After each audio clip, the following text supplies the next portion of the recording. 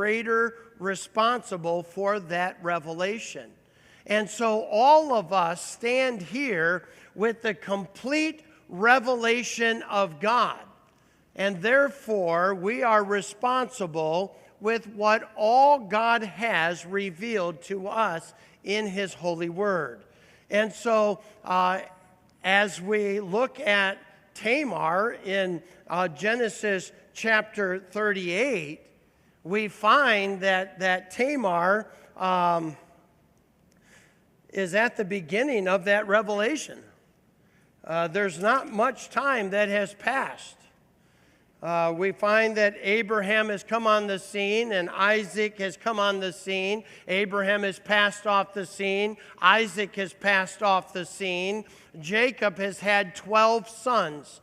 One of those sons is Judah. Remember Judah. I told you last week to remember Judah. It's very important in the story, right? And so we're not that far in God revealing the dispensation of promise, which is God unfolding His program for Israel. So how much did Tamar know? I don't really know how much she grasped. But she was an incredible lady of faith. Now we're going to find that there was a cultural implication in the fact that Tamar did not get to look at the handsome men around her, the talented, brave, and courageous men around her, and to hope that one of them, she would catch their eye and they would begin a dating relationship to get to know each other. That was not the culture.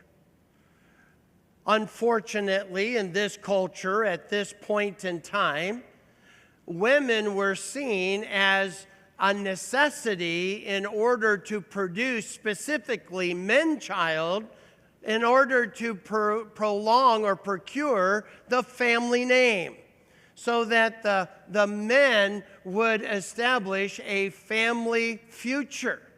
And so the patriarch of the family would look at another patriarch of the family, right? And they would get together for a little bartering session. And one patriarch would say, I've got a boy, and he needs a wife. You have a daughter that would be suitable for whatever reason. And her job was to come into this patriarch's family, marry his son in order to produce sons, right? And that was the desire of every woman, was to be chosen by a famous or a prominent family in order to marry their son. And her desire was to give him sons. And that is the design. As Westerners in America, it kind of violates every fiber of how we are built, how we think, how we function, how our society works. But for a second, put yourself back in this culture. It was very familiar to them. It was very acceptable to them, and they understood this is the way it was. Judah is now riddled with bitterness and guilt. And by the way, you can read Genesis 38, and I hope you do, okay? I'm not going to take time to read it. I'm going to tell you the story, all right?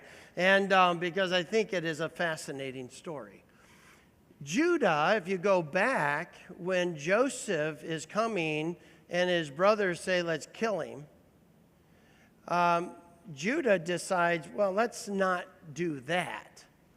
Let's look at chapter 38 and look at verse number 26. And Judah said unto his brethren, what profit is it if we slay our brother and conceal his blood? Come, and let us sell him to the Ishmaelites, and let not our hands be upon him, for he is our brother and our flesh. Chapter 37 doesn't give us any of the real story. In other words, it's silent regarding Joseph. It seems like Joseph kind of just went along with it. We have this idea that Joseph was this rather meek and compliant individual who basically went along with whatever happened. He had a lot of bad deals. He got the short end of a lot of sticks, and life just never worked out for him. But he just kind of went along with it, made the best of it, and before long, he becomes the second most powerful person in the world. And some people go, wow, wasn't that lucky? But can I tell you something? Remember this. God has a way of bringing beauty out of ashes. And God was at work in all of man's bad decisions. God doesn't make man make bad decisions.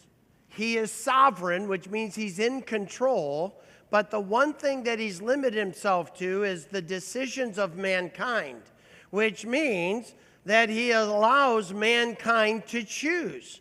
But because he's omniscient and knows what mankind will choose, he's woven all of those decisions into a sovereign plan that fulfills everything that he wants exactly the way he would want it to be. And so he has taken these terrible decisions of mankind and woven them into a marvelous picture of his grace that only God can paint or produce. Well, the same thing is happening here.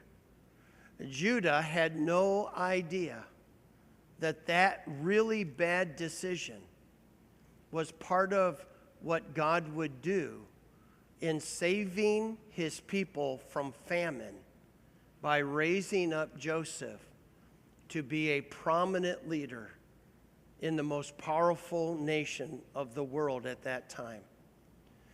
Judah had no idea. Judah was filled with himself. He didn't feel right about killing Joseph, but he was completely okay with selling him to the Ishmaelites. We don't really get the whole story. We'll talk about it later, right? As the brothers are there and they're about to go to jail. Remember, they're really struggling because Joseph is having a heyday with them emotionally. They have no idea who he is, but he knows who they are. Remember the story? That's all coming. I can't wait to tell those stories too, right? And but we get a little sneak peek into what's going on in Judah's life at that point. And when they realize they are in big trouble, what did they say?